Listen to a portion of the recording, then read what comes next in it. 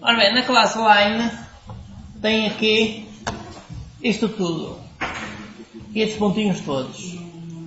Tem aqui esta instrução que parece um bocadinho complicada. pt.ipbeja.stig.p2. Isto é conhecido. Geralmente isto é o package. .util, .line, .distance. Do point. Ora bem, o que acontece é que nós estamos...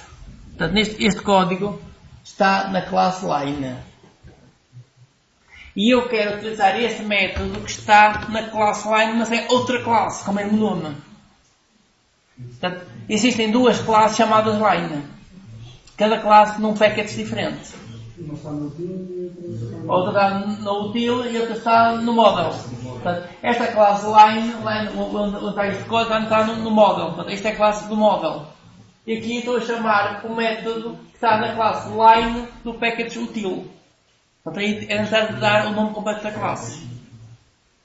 Portanto, aqui estou a chamar este método getDistanceToPoint. É um método estático. Como é um método estático, chama-se o nome da classe. Só que esta classe está neste package. Como está num package diferente e que tem o mesmo nome, aqui é conflito de nomes, é necessário dar o caminho completo da classe. Portanto, esta era uma questão. E há aqui outra questão em relação ao polígono regular. Olha aqui no polígono regular, aparece aqui este método, get name, get start point, get color, get estas coisas todas. Ora bem, estes métodos estão a ser chamados aqui associados à classe regular polígono. Então, agora a questão é que cada esses métodos tem que existir aqui na classe polígono regular. O que o método recebe é um polígono regular e com o polígono regular vai chamar estes métodos. Agora aqui coloca a questão que é, estes métodos são para implementar nesta classe ou será que são métodos herdados de outras classes? Será que se pode ficar a classe abstrata? Vamos olhar mais um para trás e ver o seguinte. A classe polígono regular herda de polígono.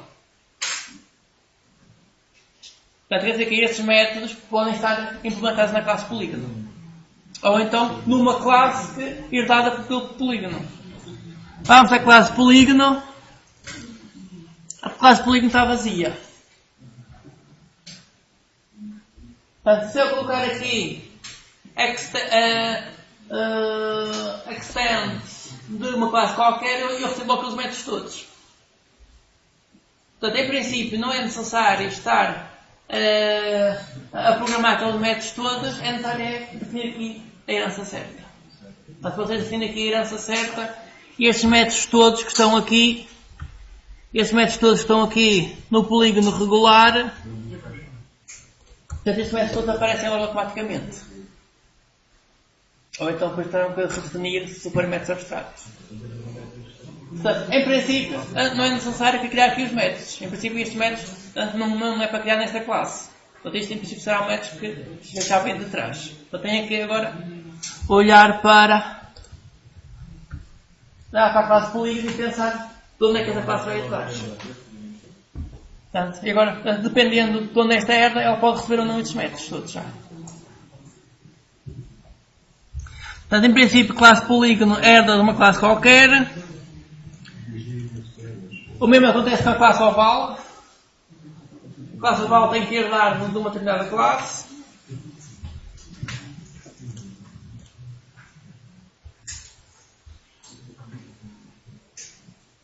Assim, até aparece um enunciado, portanto, até não é necessário estar a descobrir.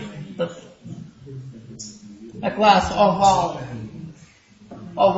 deriva de field shape. A classe polígono, acho que não diz. Até aqui também.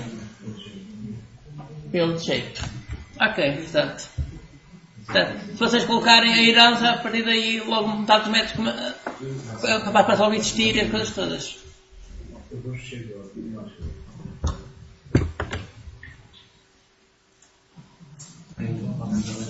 Portanto, a página tem este exemplo simples, que é a criação hashmap. Este hashmap associa uma string a uma string. Portanto, isto é tipo um dicionário, que associa duas strings. Depois que há o hashmap, o método put permite colocar objetos dentro do hashmap. Portanto, a palavra Maria vai estar associada a este telefone, a palavra João vai estar associada a este telefone. Para obter um dos valores, portanto, é perceber que aqui temos o primeiro parâmetro chama-se a chave, que é a chave, que tem o valor. Portanto, associado a uma chave existe um valor. Portanto, nós com a chave conseguimos obter o valor. Com a chave tem-se o valor que está associado. E nós, aqui associado a este método, nós podemos pedir todos os valores. Portanto, isto é uma coleção com todos os valores. Portanto, neste caso, todos os valores são os números de telefone. Ou podemos pedir todas as chaves. Podemos correr todas as chaves. Eu posso querer mostrar as chaves todas ou poder mostrar os valores todos. Portanto, aqui, neste exemplo, estamos a mostrar os valores todos. Mas isto também se podia chegar aqui.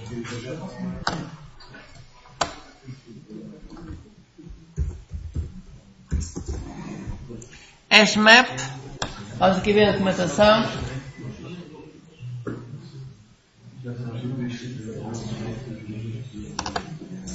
Método para limpar tudo o que existe.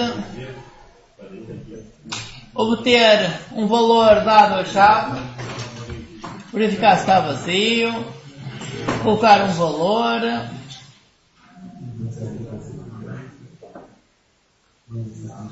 Onde é que estão aqui os gets? Portanto, um deles é o values. Os values.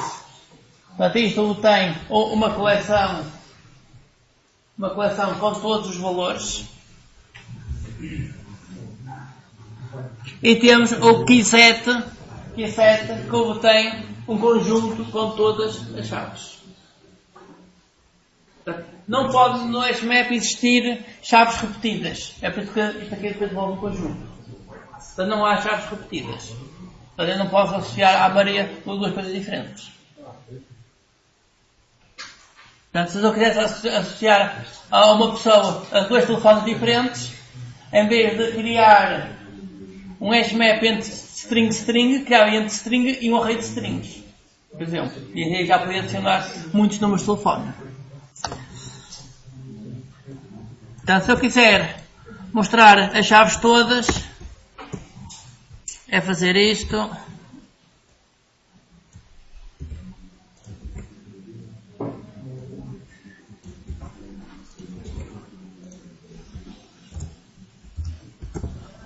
Portanto, assim mostro os nomes todos das pessoas. Os values é os nomes dos telefones, o keyset é o nome das pessoas todas.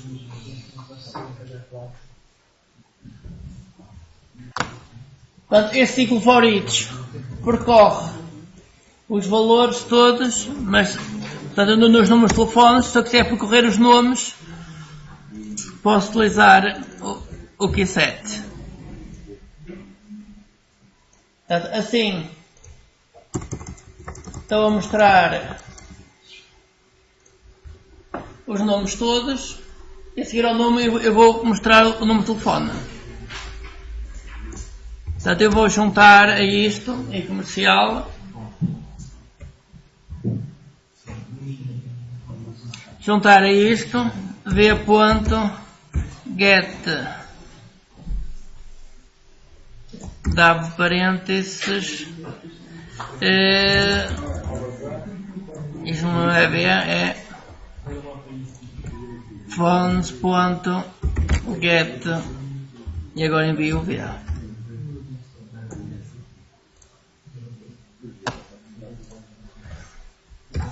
Eu vou colocar isto, portanto, keyset.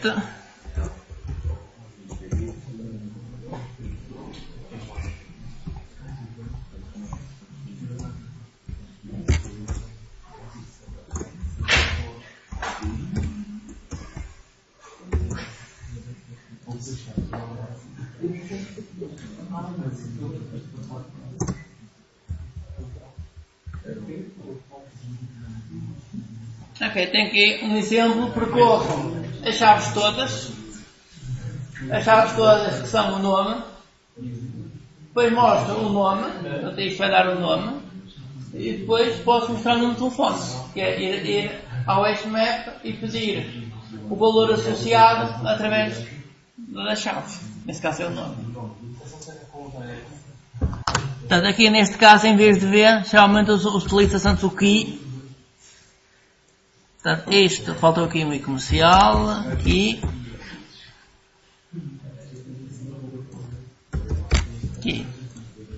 Portanto, dado uma chave, podemos mostrar a chave e depois podemos obter o valor que está associado à chave.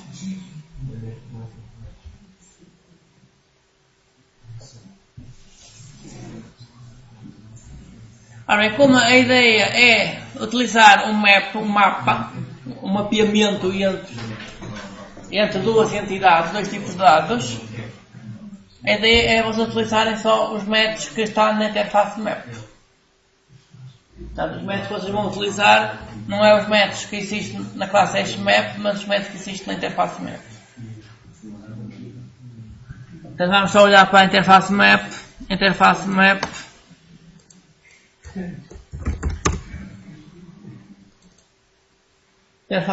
é esta. Interface map, portanto, os métodos que podem utilizar são estes que estão aqui. Portanto, são semelhantes ao que existe no HMAP, porque o HMAP é obrigado a implementar esses métodos. Mas isto em princípio terá menos métodos que o HMAP. O HMAP pode ter mais métodos dos que existem aqui na interface map. Portanto, são estes métodos que vocês têm que utilizar.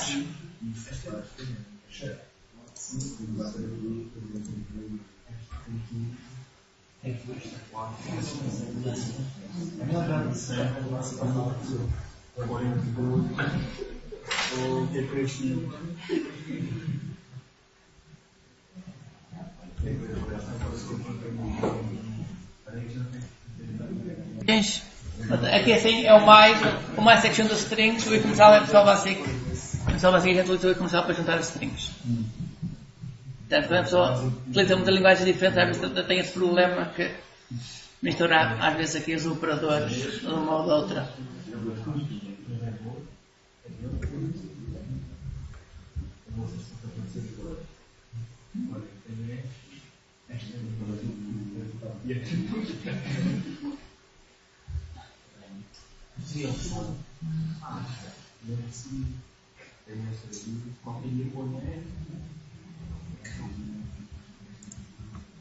Vou só rever rapidamente o GP6.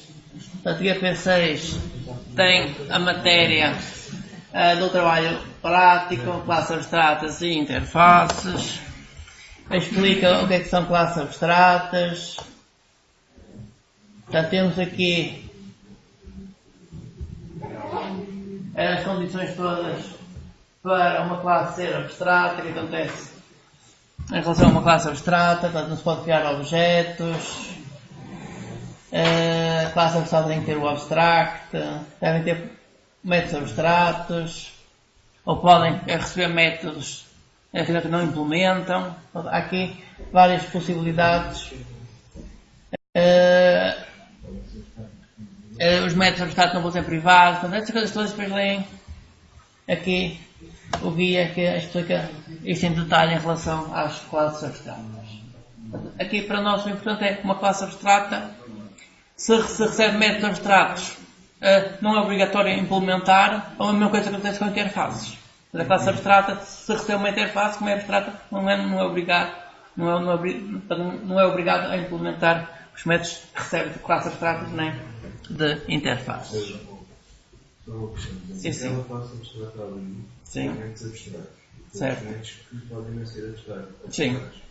A outra classe abstrata que tem em baixo vai herdar daquela classe abstrata. Certo. E herda todos os métodos ou só os métodos abstratos? Herda todos os métodos. Todos os métodos públicos ou protegidos. Portanto, na herança passa tudo o que é público ou protegido. É o que passa. Tudo o que é privado fica na própria classe. Pois desses que são públicos, desses que são públicos, os que são abstratos, não precisa de implementar, não é?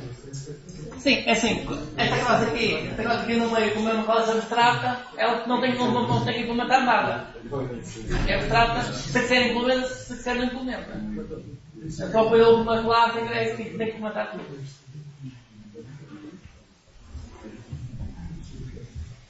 Ora, aqui, portanto, a ideia é... Portanto, nós até agora tínhamos a classe produto, no guia prático aqui, no guia prático anterior no 5 tínhamos a classe produto, na classe produto vai ser uma classe abstrata que vai ter aqui um método abstrato que calcula qual é a taxa a aplicar a cada produto. A taxa depende do tipo de produto, portanto, se for uma câmara será 20%, se for um livro é 10%. Portanto, como este método depende de um produto específico, portanto, fica na classe produto como sendo abstrato, que é para existir para todos os produtos. Assim, eu posso percorrer os produtos todos e chamar o método, sem estar a fazer o downcast, sem estar a fazer o cast do produto para CD, ou do produto para DVD, ou do produto para livro, sem estar a fazer este cast, aquela conversão entre os tipos de dados.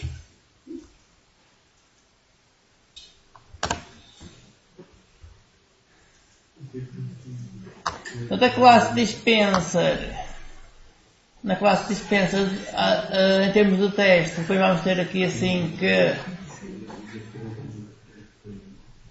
é necessário criar objetos específicos. Portanto, aqui o book vai ser colocado aqui no produto 1. Portanto, nós agora vamos estar a criar objetos de tipos diferentes, de tipos herdados do produto, mas a referência vai ser sempre ao produto. E depois, com esta referência, podemos chamar todos os métodos que existirem na classe produto, mesmo sendo abstratos, porque, portanto, já foram implementados nas classes concretas.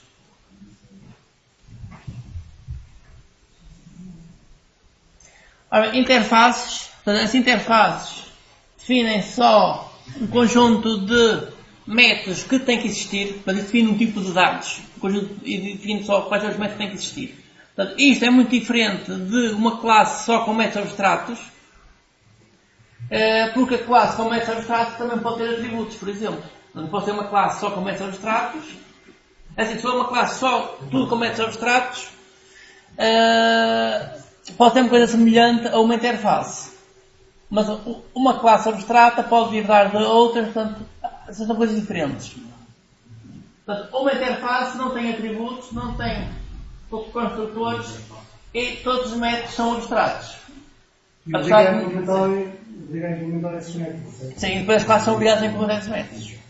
É isso que se quer no trabalho. É isso que se quer no trabalho. Portanto, no trabalho é necessário isso. Apesar que no trabalho, logo a primeira classe, esta classe, Abstract Shape, ela diz que implementa este método, é esta interface. Só que, como a classe é abstrata, a classe não é obrigada a implementar nada.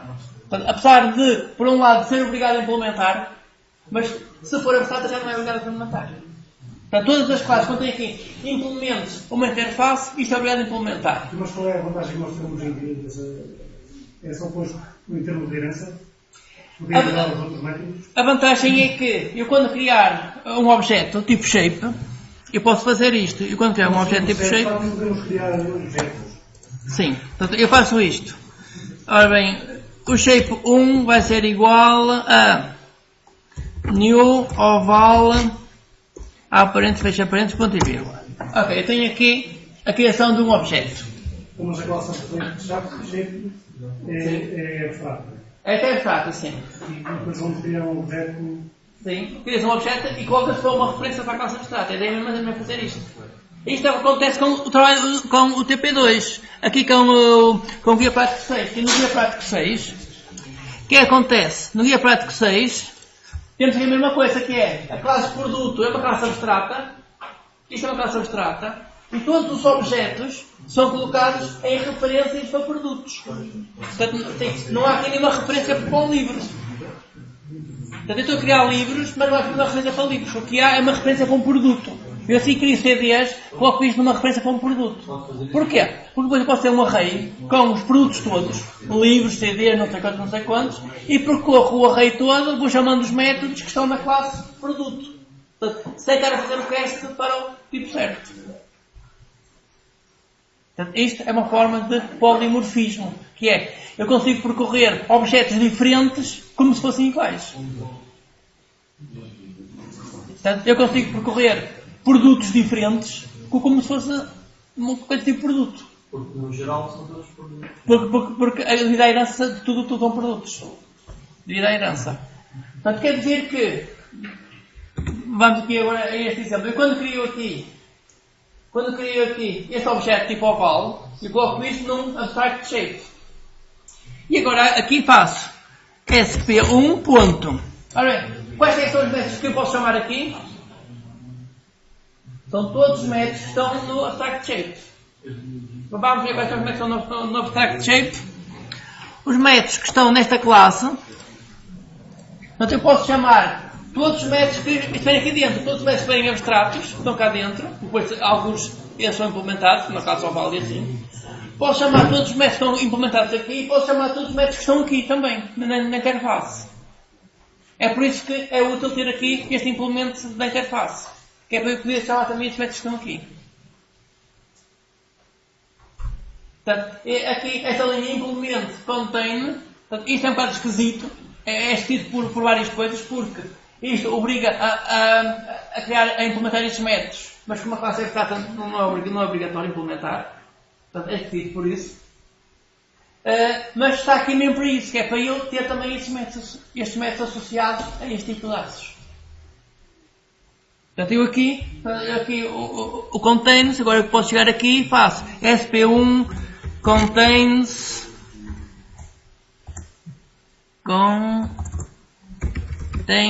há parênteses, depois é verificar se isto contém um ponto.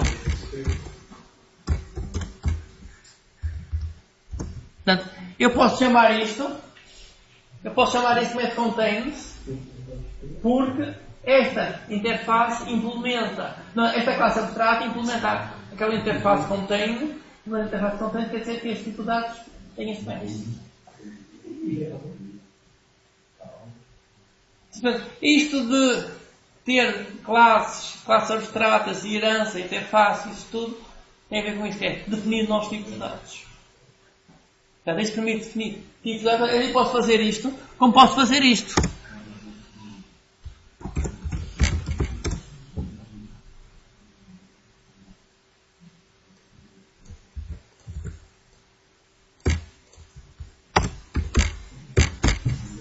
Ora bem, quais são os métodos que eu posso chamar a partir daqui?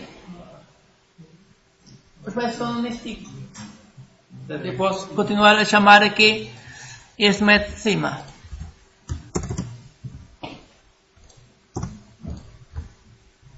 Outro exemplo, eu posso fazer o que parece mais lógico, que era isto. Isto parece mais lógico. E agora fazia a mesma coisa.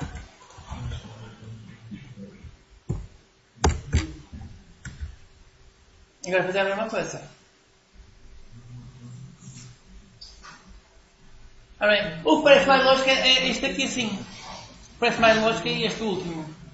Mas isto, assim, não se pode fazer porquê? Porque isto obrigava, em termos do workspace, aquela classe workspace, a ter um array de ovais, um array de polígonos, um array de linhas, um array de cada um tipo de figuras. E depois eu percorria o array de polígonos, eu chamava os métodos da classe polígono. Percorria o array de ovais, chamava todos os métodos da classe oval. Fazendo esta primeira possibilidade, eu posso ter um array de figuras abstratas, tá? Pode ser oval, pode ser polígono, pode ser linhas, pode ser pontos, pode ser aquelas coisas todas. E depois percorro o array, um único array, ou um array list, e vou chamando os métodos todos. Os métodos todos que existem neste tipo de dados. Percebem a diferença? Portanto, assim, isto é um salto grande em relação a pessoa estar a utilizar só um array de strings ou um array básico. Portanto, aqui estamos a utilizar um array com referências para um tipo abstrato. Este tipo abstrato pode ser uma classe abstrata, como pode ser uma interface. Só que ao fazer isto, estamos a restringir quais são os métodos que podem ser utilizados. Porque o objeto real é oval. Portanto, na memória, o que vai estar lá é um objeto tipo oval. Portanto, vou ter ovais e assim. Eu não percebo aquilo que o professor dizia. Quando tem a classe abstrata, tem a classe abstrata, sempre é abstrata. Sim. E depois tem a referência, nesse caso da variável S1, Sim. uma variável da que vai guardar o novo objeto do oval. Sim, sim. Não é? Certo. E depois, quando está a chamá-lo cá em baixo, Sim. está a chamar do contente. Sim. Eu estou a chamar este método, sim. Certo. E este método não está declarado dentro aqui do shape, do abstract shape. Mas está implementado. Está implementado dentro do oval. O oval tem que implementar tudo. Oval ou aqui no processo de herança alguém tem que implementar. Certo? Portanto, se eu estou a criar aqui oval, alguém tem que implementar este método. Portanto, naquele caminho, naquele processo de herança, alguém tem que implementar. Portanto, pode ser classe oval, pode ser classe anterior. Mas a questão é, quais são os métodos que eu tenho aqui com isto? Portanto, quando defino este tipo de dados... Já percebi que pode aceder aos métodos todos. Todos estão lá, Objetos, ok. referência, moda contente. Certo. Isso eu percebo. Sim. Eu não percebo a lógica dessa coisa aí. Ok, é assim. O porquê de fazer aqui esta conversão para aqui assim? Esta conversão? Porque é assim, a questão é... Assim, isto tem a ver com como é que a pessoa armazena isto. List, dá parênteses. Podia fazer isso. List do oval, há parênteses. Well, new array list oval. E agora faço isto. Ovals.add e adiciono isto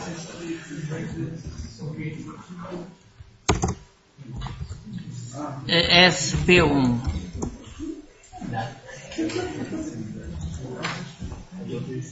Ok, imagina que eu crio uma lista para guardar ovais. Esta lista só pode guardar objetos da classe oval ou de classes que derivam do oval, só. Mas se, em vez disso, se eu quiser, por exemplo, isto,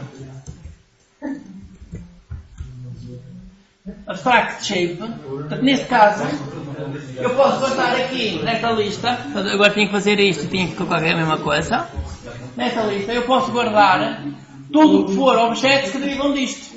Portanto, aí consigo guardar tudo. Portanto, tem logo essa vantagem, consigo guardar tudo. Portanto, em vez de estar a criar uma lista para cada tipo de dados, crio uma lista que permite guardar tudo. Só que ao criar uma lista para guardar tudo, depois, eu quando obtenho um objeto, eu aqui obtenho um objeto, se eu fizer isto, qualquer coisa, igual ao vals.get, obter o objeto que está na posição 0, ponto e vírgula. Eu quero obter o objeto que está na posição 0 da lista. É assim, o método devolve-me isto. Devolve o tipo que eu utilizei para guardar. Se eu guardei isto como abstract shape, ele devolve uma coisa igual. Portanto, eu aqui posso fazer isto, ou então podia fazer outra coisa, que era colocar isto como sendo oval e fazer aqui um downcast para oval. Só que este cast é muito perigoso porque o objeto pode ser um oval, pode ser um polígono, pode ser outra coisa qualquer. Portanto, esta linha é muito perigosa. Portanto, o que nós estamos aqui a tentar fazer é criar um array que permite guardar tudo e depois a gente percorre isso tudo com coisas abstratas e chama os métodos todos. Portanto, quer dizer que este tipo tem que ter os métodos todos que são úteis para percorrer todos os objetos e utilizar todos os objetos. Ficou percebido? Mais ou menos?